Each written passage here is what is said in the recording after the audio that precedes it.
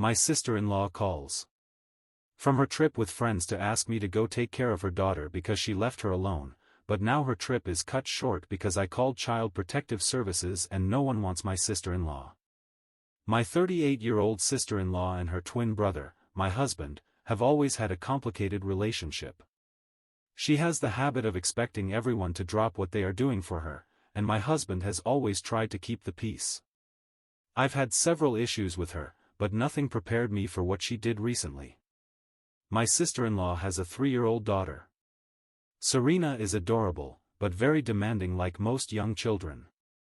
My sister-in-law is a single mother and, while I empathize with her struggles, she often expects others to take care of Serena when it's convenient for her. She makes last-minute plans and assumes that I will take care of her daughter just because I have a flexible schedule and can be home for long periods. My job is from home, which to her means I do nothing all day. A few weeks ago, my sister-in-law called me and asked if I could watch Serena for the weekend because she had a trip with her friends. She barely gave me any details about where she was going or when she would return, she just expected me to say yes. I already had plans with my husband and, honestly, I had watched her daughter a couple of times, but that was the extent of my help. I told her no. She didn't argue much, which surprised me, but I assumed she had other options in mind or knew I could accept a no as an answer. The weekend came, and my husband and I were out doing things when I got a call from my sister-in-law screaming. She was demanding to know why I wasn't at her house. I didn't know why I should be at her house and responded something like, "Because I'm shopping for the week and don't want to be at your house." Then she started explaining why I should be at her house. She had already left for her trip, assuming I would go. Serena was alone at the house and I had to go take care of her. I asked again because I couldn't believe what I was hearing. I asked how long the little girl had been alone, and she told me she had left an hour ago. I told my husband, and we immediately went to my sister-in-law's house. I was shaking the whole way, imagining everything that could have gone wrong. When we arrived, Serena was sitting on the living room floor, and luckily nothing tragic had happened. I picked her up and checked her, relieved she was physically fine, but I was furious. While I was attending to Serena, my sister-in-law called again. She went from hysterical to furious, accusing me of abandoning her daughter. She screamed that I was irresponsible and that if something had happened to Serena, it would have been my fault. She said I had agreed to take care of her. She was convinced I had given an ambiguous answer that counted as a yes. I knew it wasn't true. When I told her she was the one who had left her daughter alone, she turned the situation around, saying that if I didn't stay to care for Serena, she would call the police and report me for child abandonment. She was the one who abandoned her daughter and still threatened me with legal issues. It was absurd to hear. My husband was furious. He took my phone and told my sister-in-law she had lost her mind. He told her she was lucky we found Serena before something bad happened and that the one who should worry about the police was her, not me. That's when my sister-in-law panicked. She started backpedaling, saying she didn't mean it and was just stressed out. She begged us not to call the authorities. At that point, I didn't care what she said. I focused on Serena.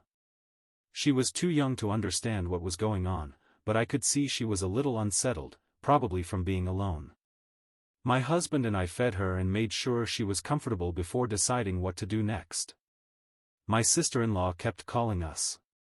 She wanted us not to call the police and to care for Serena until she could come back, but the fact that my sister-in-law had been so negligent with her own daughter made my blood boil, and even more so with what she said next.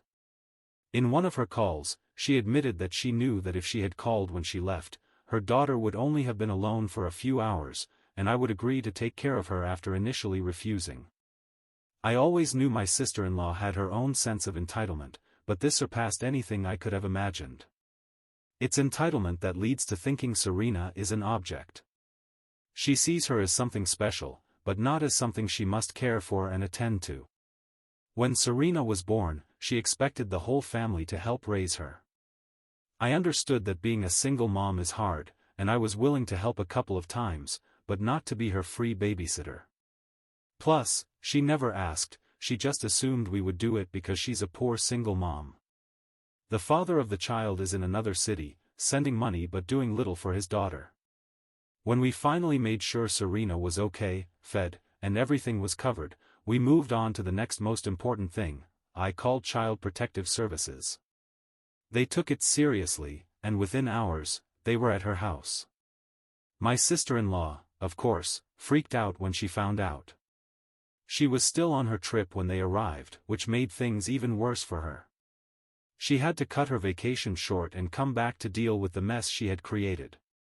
By the time she came back, the authorities had already seen everything they needed to see. She was in serious trouble, and she knew it. Update 4. Recently, my sister-in-law had a very public crisis. It all started with a long emotional post where she declared that she would do anything to get Serena back. She made grandiose claims about how she had changed, how she had learned from her mistakes, and how she was ready to fight for her daughter. In that post, she claimed she had made the necessary changes, that she had learned from her mistakes, and was ready to work on whatever was necessary.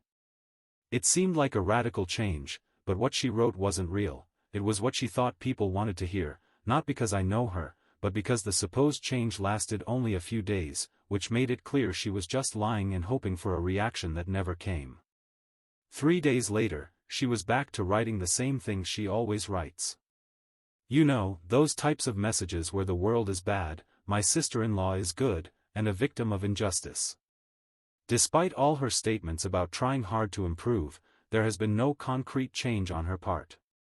She hasn't attended the parenting classes imposed by the authorities, she hasn't sought therapy, and she hasn't taken any real steps to show she can be a responsible mother. She has the tools to regain custody, but she's like the meme of someone riding a bike and putting a stick in the wheel, blaming half the world. It's just waiting for someone to do the same with her posts. Worse, she's still not doing anything that could potentially help her, she's just making things worse. Child Protective Services informed her she cannot approach Serena until they see some positive change in her and allow her to have supervised visits. She went to her parents' house demanding they hand Serena over. My in-laws obviously haven't done so yet. When she argued that she had an order to do so, something she probably printed herself, neither Child Protective Services had informed my in-laws about this order beforehand, nor did they know about it when they called after everything happened. But after my sister-in-law left and my in-laws informed the authorities, this became part of her record. Meanwhile, Serena is doing well with my in-laws. We've visited a couple of times, and she seems fine, happy, well taken care of, and surrounded by love. My husband and his parents have done everything they can to provide stability for her, and she seems to be adapting very well to her new routine. Social workers who make regular visits said that last time she showed no signs of stress, at least not the kind typically seen when a child changes environments. My theory is that she has spent so much time with them that it's like another fun day with her grandparents. My sister-in-law continues playing with the knife and cutting herself, but she no longer even gets reactions from people.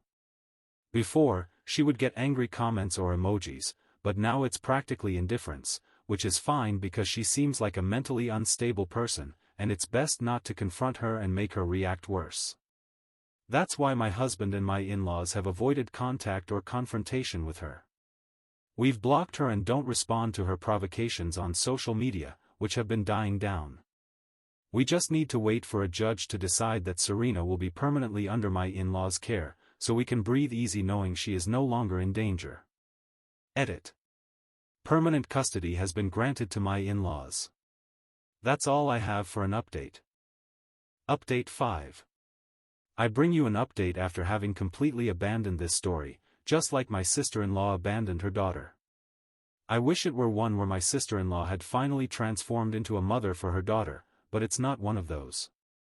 It's an update about my sister-in-law going back to her old life and trying to escape from her responsibilities as a mother.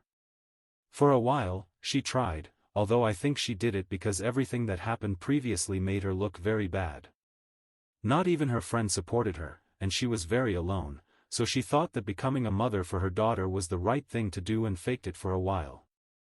She attended the court-mandated sessions and pretended to be a good mother, but that didn't last long until she found new friends who knew nothing about her past and began having the life she missed so much. Eventually, she stopped trying altogether and lost her opportunity as a mother. But her parents thought she shouldn't get away with it unscathed, so they sued her for child support, and they won. Just like with Serena's father, not wanting to be a parent doesn't remove your obligations. And my in-laws, seeing how carefree she was, decided to take legal action.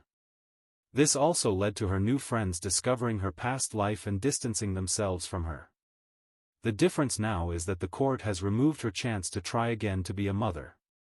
She can't, and she hasn't tried. But at least my in-laws are at peace knowing that if she ever intends to play with her daughters. The difference now is that the court has removed her chance to try again to be a mother. She can't, and she hasn't tried. But at least my in-laws are at peace knowing that if she ever intends to play with her daughter's feelings again, she won't be able to. There's a minimal chance she might try again, from what I've been told, but that will be very difficult and will require a great deal of merit for her to even think about seeing Serena under supervision. It's been recorded in her file that her latest abandonment has been harmful to her daughter, who was already getting used to her mother's presence.